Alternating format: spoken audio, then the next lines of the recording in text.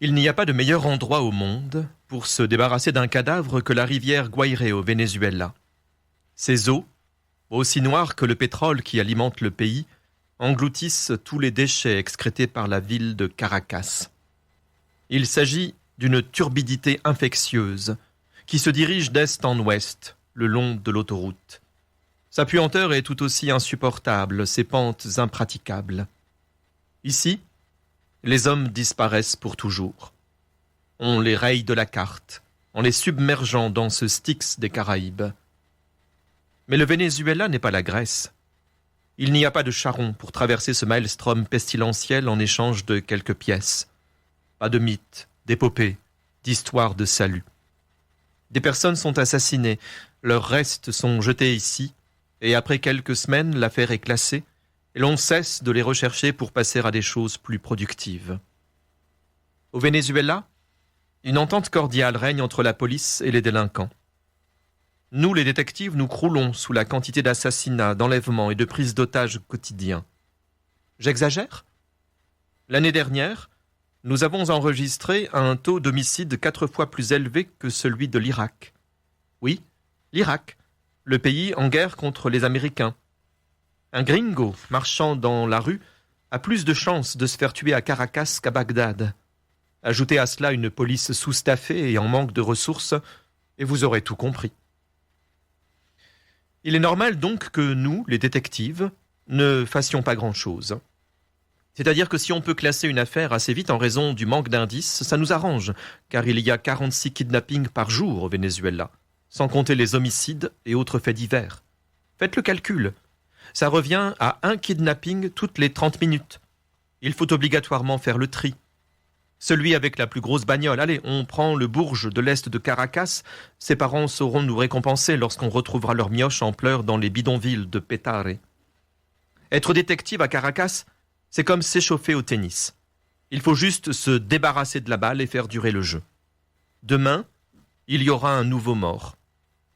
Peut-être qu'on aura droit à un cadavre sympa au moins, un mec trucidé à la machette par exemple, ou le gars de la semaine dernière qui s'était pris 18 balles, dont une jusque dans le zizi. Les choses que j'ai vues.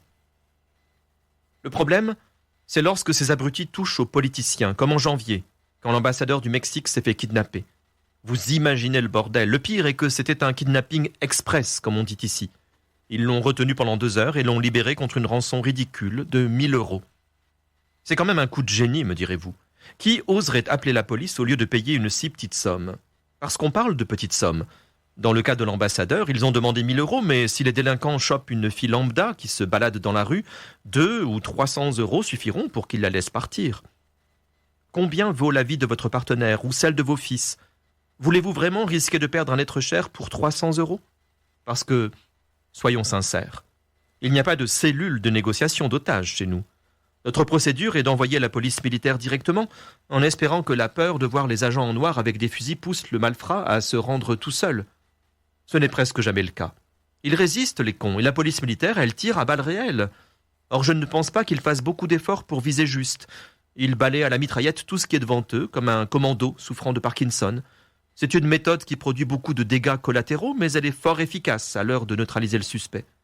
Dommage qu'elle neutralise aussi l'otage, les passants derrière, les voitures, les chiens, enfin, tout ce qui bouge. On ne peut pas faire une omelette sans casser des œufs, ni détruire le poulailler, tuer tous les animaux et mettre le feu à la maison au passage. Voilà le tout début de ce roman policier de Vicente Ulive Schnell, j'espère prononcer correctement son nom, Les Poissons de Caracas, un texte disponible aux éditions Intervalle. C'est un romancier franco-vénézuélien que je découvre, qui nous est présenté comme étant l'auteur déjà de plusieurs livres publiés au Venezuela, en Espagne et en France, et qui est licencié en psychologie, détient une maîtrise en sociologie, une maîtrise en philosophie et un doctorat en philosophie du langage. Bref, quelqu'un qui aime les études, à l'image de son personnage principal, qui s'appelle Enrique Davila, qui est inspecteur chargé de plusieurs affaires, mais qui, avant cela, a été enseignant. Enfin, il fut professeur et notamment, il est passionné de tout ce qui concerne la mythologie antique, la mythologie grecque. D'ailleurs, elle reviendra régulièrement sous sa plume, puisque c'est lui qui nous raconte cette histoire. Alors cette histoire, elle commence, vous l'avez compris, dans cette fameuse rivière qui traverse Caracas, qui semble être un cimetière à ciel ouvert, en tout cas un lieu où on se débarrasse des cadavres. Elle est de toute façon extrêmement polluée, comme l'est d'ailleurs tout le pays, dont la gouvernance laisse fortement à désirer, si l'on en croit Enrique Dávila. Donc il y a eu la découverte d'un corps, un de plus, me direz-vous, dans cette fameuse rivière, mais à partir de là, l'histoire va commencer à s'enchaîner. Et notamment lorsque Enrique Dávila et son coéquipier Miguel Peña apprennent qu'on va leur retirer le dossier pour le transmettre au service secret, et tout cela par décision des militaires. Ils trouvent cela un peu étrange et ils vont décider de s'entêter, avec des conséquences que l'on peut imaginer. Elles pourront d'ailleurs aller jusqu'à la mort. Et pour ces deux hommes, il s'agit finalement, même si c'était une goutte d'eau dans l'océan de corruption et d'incurie du pays lui-même, où rien ne fonctionne correctement, où tout est à volo, où rien ne semble se dérouler exactement comme on l'avait prévu, même si tout cela est placé sous la haute domination du président, de celui qui est vu comme une sorte de dieu vivant, auquel on rend constamment hommage quand on n'a pas décidé, comme le fait d'ailleurs assez souvent Enrique Dávila, de s'en moquer, mais de s'en moquer avec détour et avec contournement, car on ne peut jamais affronter de face Hugo Chavez. Alors cela donne un texte qui est à la fois très politique, très politisé, qui donne à voir une certaine image du Venezuela. Il est pratiquement certain que Vicente Ulive-Schnell n'est pas payé par l'Office du tourisme de Caracas, puisque l'image qu'il propose de ce pays qu'il connaît très bien est une image très sombre, très inquiétante, où l'on se dit que la mort règne en maîtresse et où il est toujours possible d'être kidnappé pour X ou Y raison, voire tué pour des raisons tout aussi futiles. Tout cela donne un monde où on sait que notre corps disparaîtra dans des circonstances assez douteuses, et en tout cas qu'il ne sera jamais retrouvé, ou que l'enquête ne sera jamais élucidée, puisque c'est finalement ce qui semble être le maître mot de cette histoire: ne mener à rien, faire en sorte que jamais les preuves aboutissent à la mise sous les barreaux de tel ou tel coupable. Mais c'est l'entêtement d'Enrique Dávila qui va permettre à cette histoire de progresser pour ce policier qui vit avec son épouse et ses deux enfants, et qui sait pourtant que potentiellement des menaces pourraient peser sur sa vie et sur celle de ses proches. Il importe, dans cet océan d'horreur que constitue le Venezuela, et Caracas tout particulièrement, dans cette rivière empuantie qu'est la rivière Guairé, je ne sais pas si je le prononce non plus correctement, eh bien, il faut que de temps en temps, il y ait un peu d'honneur qui ressorte, d'entêtement et de détermination à faire surgir la vérité, la justice, pour que tout ne sombre pas définitivement, et peut-être aussi pour rester fidèle en quelque sorte à cette admiration profonde qu'il a pour la mythologie grecque et pour un monde qui, lui, s'est illustré peut-être à sa manière avec une forme un peu plus digne d'humanité.